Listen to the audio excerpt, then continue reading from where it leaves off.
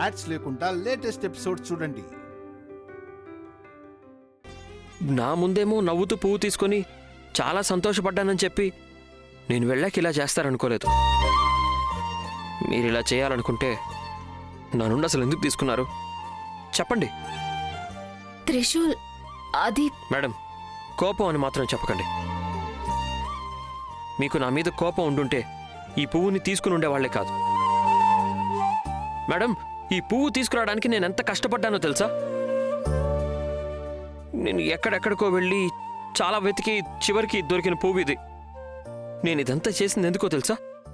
మీరు నన్ను ప్రేమించాలని కాదు.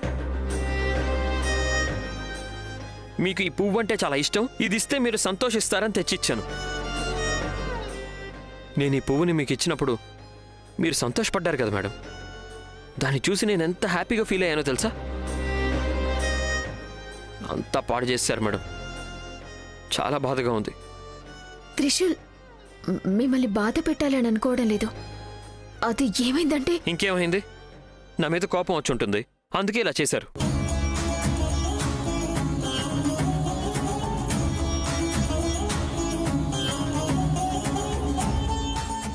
త్రిశూల్, ఈ పువ్వుని పాడు చేసింది విక్రమ్ అని ఎలా చెప్పాలి నీకు?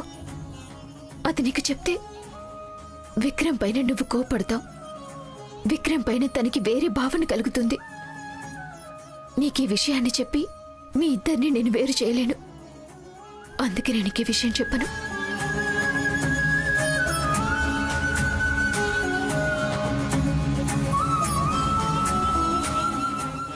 చెప్పండి మేడం, నేను మీకు ఇష్టం లేదు, నేను మీకు వద్దు అన్న కారణం వల్ల ఈ పువ్వుని ఇలా చేశారు కదా?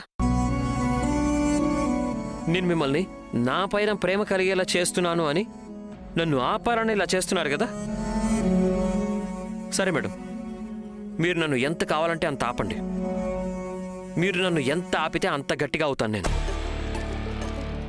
నా ప్రయత్నం ఇంకా పెంచుకుంటూ పోతాను. ఒకటి మాత్రం నిజం మేడం, మీరేం చేసినా మిమ్మల్ని లవ్ చేయడం మాత్రం ఆపను. మీరు నన్ను లవ్ చేసేలాగా చేసి తీరుతాను. ఆ దేవుడు వచ్చినా దీన్ని ఆపలేడు. మీరు నాకు ఖచ్చితంగా దొరుకుతారు.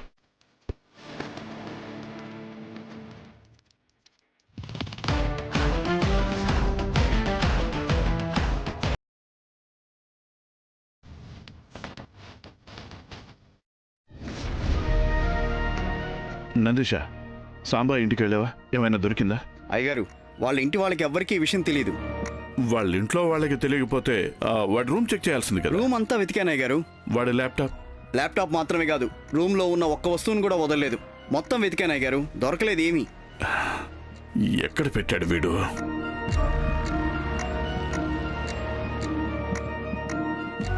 అయ్యగారు, ఆ సీక్రెట్ ఏంటో అయినా తెలుసుంటే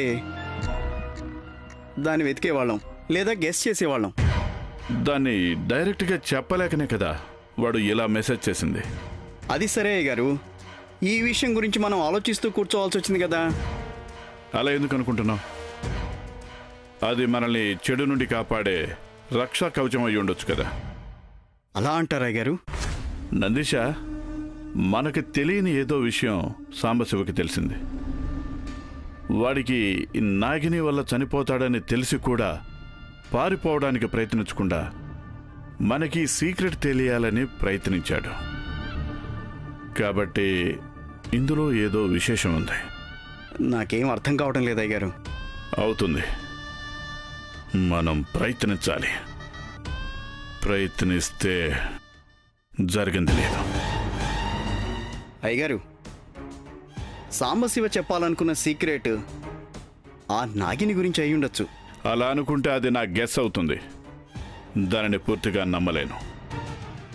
మనం వెతకాలి, ఆ సీక్రెట్ ఏంటో తెలుసుకోవాలి. వెతుకుదాం అయ్యగారు, ఎట్టి పరిస్థితుల్లో వదలకూడదు. నందిష, ఇప్పటి నుండి ప్రతి క్షణం మనం అలర్ట్గా ఉండాలి.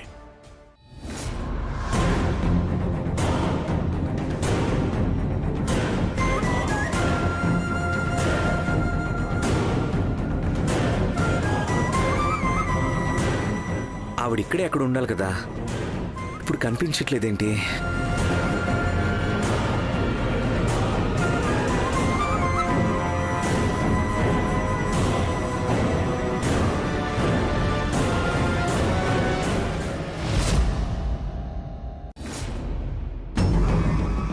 నాకు తెలుసు నువ్వు ఖచ్చితంగా వస్తావు అని. నేను చెప్పింది నిజమన్న అనుభవం నీకు కలిగింది కదా,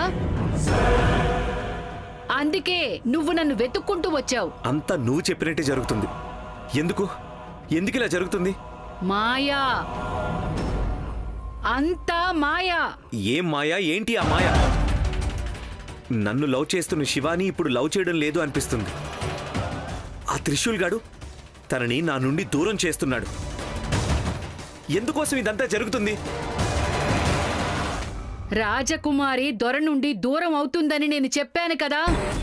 నేను చూసింది భవిష్యత్తు. నువ్వు ఈ మాత్రం దానికే ఇంత కంగారు పడుతున్నావు.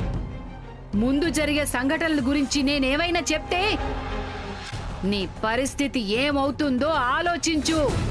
అంటే శివాని నా నుండి దూరం అవుతుందా? మా ఇద్దరి మధ్య బ్రేకప్ అయిపోతుందా? మనసు, సంబంధం, జీవితం అన్నీ విరిగిపోతాయి. అల్లకల్లోలం అయిపోతుంది. అదే ఎందుకు ఇలా జరుగుతుంది? నాకు శివాని కావాలి. శివానీని ఎట్టి పరిస్థితుల్లో వదులుకోలేను. దొరుకుతుంది. నేను చెప్పినట్టు నువ్వు చేస్తే ఖచ్చితంగా దొరుకుతుంది. చెప్పు, ఏం చేయాలో చెప్పు. శివాని కోసం నేనేమైనా చేస్తాను. చూసావా, ఒకే ఒక్క నిజం నీ జీవితాన్ని ఎలా వణికిస్తోందో. నీ జీవితాన్ని జాగ్రత్తగా ఉంచుకోవాలి అనుకుంటే ఇంకా నిజాలు తెలుసుకోవాలి నువ్వు. నాకవన్నీ వద్దు. నాకు శివాని కావాలి. శివాని దొరికేలా చేస్తావా? నువ్వు ఏం చెప్తావో నేను అది చేస్తాను.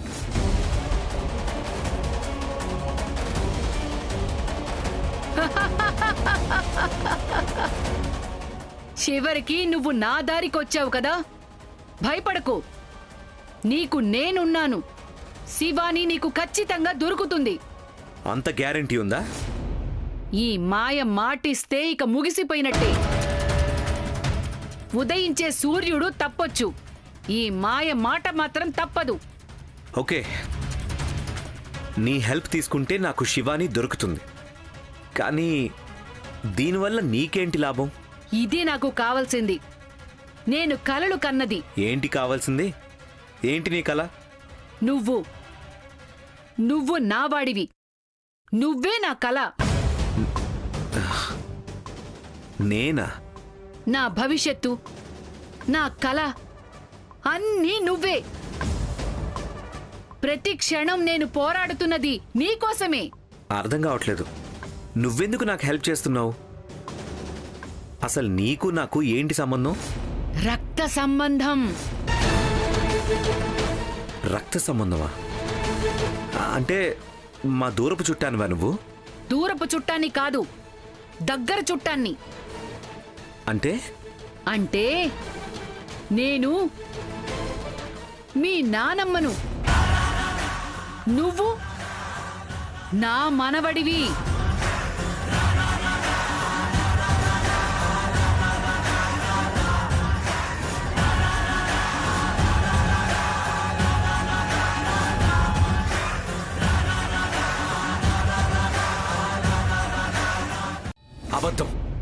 అబద్ధం చెప్తున్నావు. నువ్వు మా నాన్నమ్మవి ఎలా అవుతావు? లేదు నాయనా, నిజం చెప్తున్నాను. నేనే మీ నానమ్మని, నువ్వే నా మనవడ్.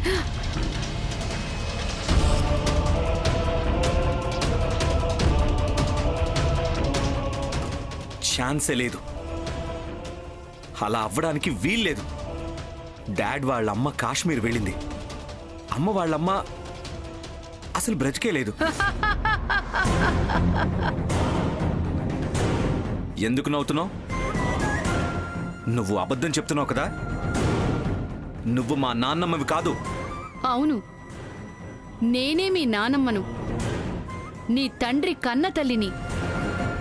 నీ తండ్రిని పెంచి సాకి పెద్ద చేసిందాన్ని. నువ్వు మా డాడ్ తల్లివా?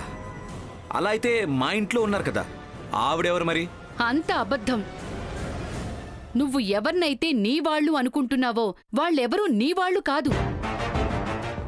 నీ చెల్లి అనుకుంటున్నావు కదా, తను నీ చెల్లి కాదు. నీ మామ అనుకుంటున్నవాడు అతను నీ మామ కాదు. అంతేకాదు, మీ అమ్మ తను కూడా మీ అమ్మ కాదు. నీకు జన్మనిచ్చింది విజయ్ అనుకున్నావు కదా, తను నీ తండ్రే కాదు. ఏయ్, పిచ్చి పిచ్చిగా ఏదేదో వాగద్దు. నా కోపం గురించి నీకింకా పూర్తిగా తెలీదు. నా ఫ్యామిలీ నాది కాదని చెప్తున్నావా? ఎందుకు నాయనా? ఇదంతా చెప్పినా కూడా నీకు ఏది నిజం అనిపించటం లేదా? శివాని గురించి చెప్పిందే నిజం అనిపిస్తుంది. నమ్మాను. దాన్ని అడ్వాంటేజ్గా తీసుకుని నోటుకొచ్చినట్టు వాగితే బాగుండదు చెప్తున్నా. నేను చెప్తున్నది నిజం. నువ్వు విజయ్ కొడుకువి కావు. ఏయ్,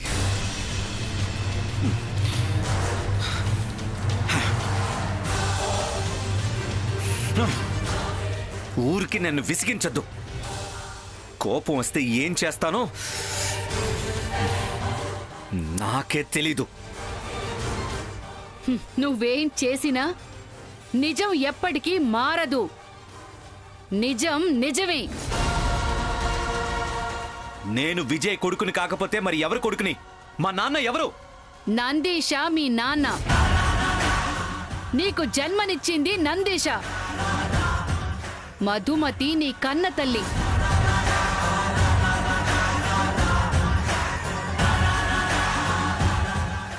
విజయ్ కొడుకువి నువ్వు కాదు, త్రిశూల్.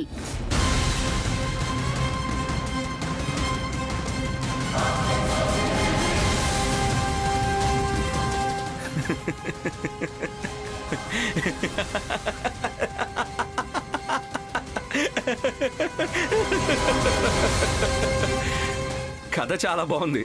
Continue continue. ఇది కథ కాదు, వాస్తవం. మనవడా, వెటకారంగా నవ్వకు. నేను చెప్పేదే నిజం. నీకు జన్మనిచ్చింది నందీశ, విజయ్ కాదు. ఏ ముసల్దానా, నువ్వు ఎక్కువ మాట్లాడుతున్నావు. మా నాన్న నా తండ్రి కాదా? త్రిశూలు విజయ్ కొడుకా? అలా అయితే మా నాన్న నందీష్ అంకులా? యజమాన్ని పనివాడిగా, పనివాణ్ణి యజమానిగా చేద్దామని వచ్చావా? అవును. నీ జన్మ రహస్యం ప్రకారం నువ్వు యజమానివి కాదు, పనోడివి. ఏ ముసల్దానా, ఏదేదో మాట్లాడుతున్నావు. నిన్ను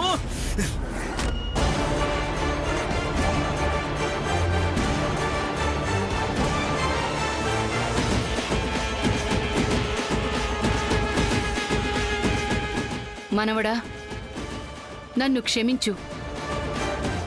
నిన్ను ఆపడం తప్ప ఇంకొక దారి లేదు.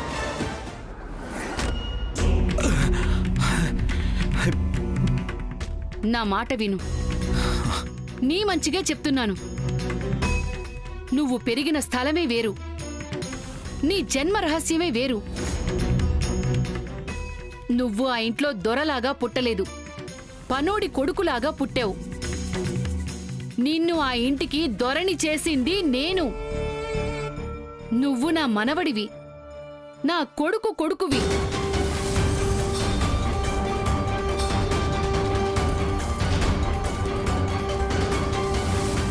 నా మీద నమ్మకం రావడం లేదు కదా నీకు? రా, సాక్ష్య సమేతంగా సత్యాన్ని నీ కళ్ళకు చూపిస్తాను. రా నాతో.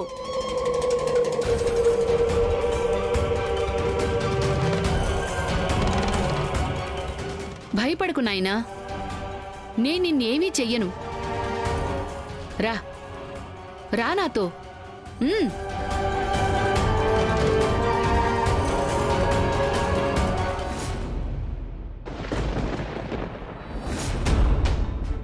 రా నాయనా. చూడు, ఇదే మీ నానమ్మ ఆస్తి. నీకు మంచి చేయటానికి, నీ భవిష్యత్తు ఉజ్వలంగా ఉండటానికి, నేను అన్ని శక్తులను ఉపయోగించటానికి నిర్మించిన పీఠమిది.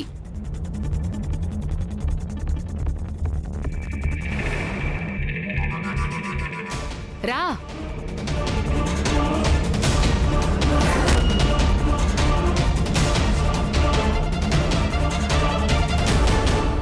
భయపడకు నాయనా, ఇదంతా చేస్తుంది నీ మంచి కోసమే. నన్ను నమ్ము. నువ్వు సాక్ష్యం చూపించేంత వరకు నేను నిన్ను నమ్మను. నువ్వు అబద్ధం చెప్పి మోసం చేస్తున్నావని నాకు అనిపిస్తుంది. నీకు నమ్మకం రావాలా? సరే, ఇప్పుడే సాక్ష్యం చూపిస్తాను.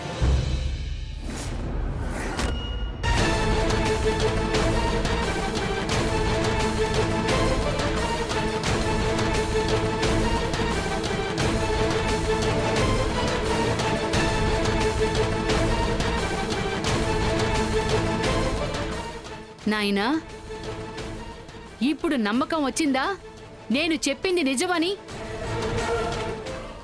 నిన్ను శ్రీమంతుడింట్లో పెరిగేలా చేసిందే నేను. ఎందుకలా చేసావు నువ్వు? నా మనవడు పేదవాడిలాగా బ్రతకకూడదు, ఎవరి ముందు నువ్వు తగ్గకూడదని నిన్ను విజయ్ ఇంట్లో పెరిగేలా చేశాను.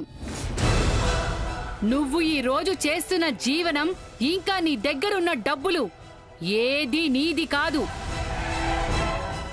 అంతేకాదు, శివాని కూడా నీది కాదు.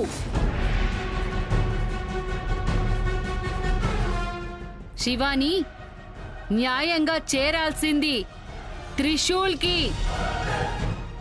ఆ త్రిశూల్ వల్ల నీ జీవితం నాశనమవుతుంది, నీ బ్రతుకు చెడిపోతుంది.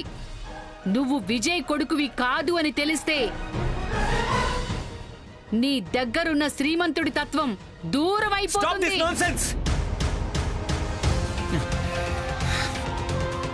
నేను ఇది అస్సలు వినలేకపోతున్నాను. వదిలేసేయ్ నన్ను, దయచేసి నన్ను వదిలేసేయ్. వెళ్ళు మనవడా, వెళ్ళు. ఈ చిక్కు అర్థం కావటానికి నీకు సమయం కావాలి. తర్వాత నీకంతా అర్థమవుతుంది. అర్థమైన తరువాత నీ శరీరంలో కోప జ్వాలలు ఉప్పొంగుతాయి.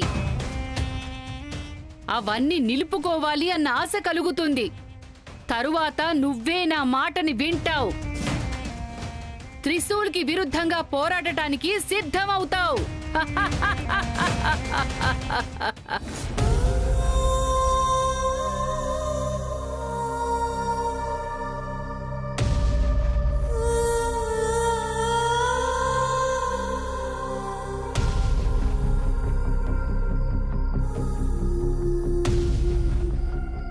త్రిశూల్,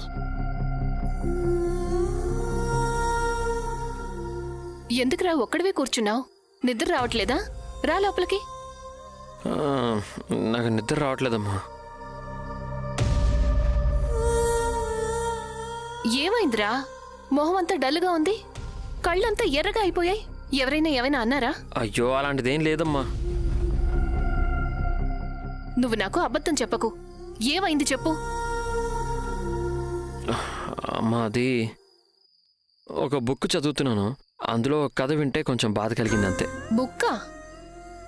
ఏం బుక్కు, ఏం కదా? పేరు తర్వాత చెప్తానులే గాని అందులో ఉన్న కథ చెప్తాను, తర్వాత ఏమవుతుందో చెప్తావా? సరే చెప్పు. ఒక అమ్మాయి ఒక అబ్బాయిని ఇష్టపడుతుంది. ఆ అబ్బాయికి తను ప్రేమిస్తుందన్న విషయం తెలియదు. ఎప్పుడైతే తను ప్రేమిస్తుంది అన్న విషయం తెలిసాక అతను కూడా ప్రేమించడం మొదలు పెడతాడు. అప్పుడు ఆ అమ్మాయి ఇంకొక అబ్బాయిని ప్రేమించాలి అని నిర్ణయించుకుంటుంది. ఇప్పుడు ఆ అబ్బాయి ఆ అమ్మాయి ప్రేమని దక్కించుకోవాలని చాలా ప్రయత్నిస్తున్నాడమ్మా. ఇప్పుడు చెప్పమ్మా, ఆ అబ్బాయి ప్రయత్నం తప్పా ఒప్పా? ఆ అబ్బాయి చేస్తున్నది కరెక్టే కదా, కానీ ఆ అమ్మాయి ఈ అబ్బాయిని ఇష్టపడట్లేదమ్మా. ఆ అమ్మాయి ముందు ప్రేమించింది అతన్నే కదా. ఇప్పుడు ఆ అబ్బాయి ఆ అమ్మాయిని అర్థం చేసుకునేలోపు ఆ అమ్మాయి మనసు మార్చుకోవడం తప్పు.